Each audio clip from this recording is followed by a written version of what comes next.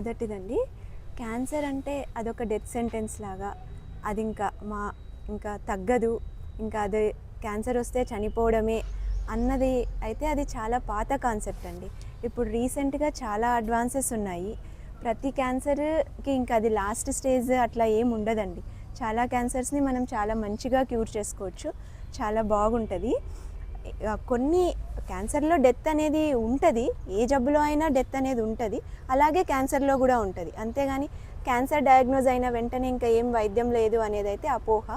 తర్వాత క్యాన్సర్‌కి సంబంధించిన ట్రీట్మెంట్స్ మీద కూడా చాలా అపోహలున్నాయి.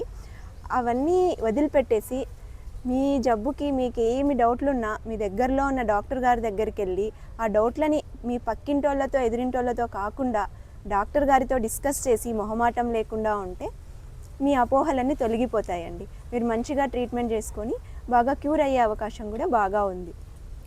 ఇప్పుడు మేడం ఇప్పుడు మహిళల్లో ప్రధానంగా సర్వైకల్ క్యాన్సర్, బ్రెస్ట్ క్యాన్సర్ అనేది బాగా ఎక్కువగా చూస్తున్నాం. అవునండి. గ్రామాల్లో ఇంతకుముందు అయితే ఎక్కడో ఉండేది అసలు.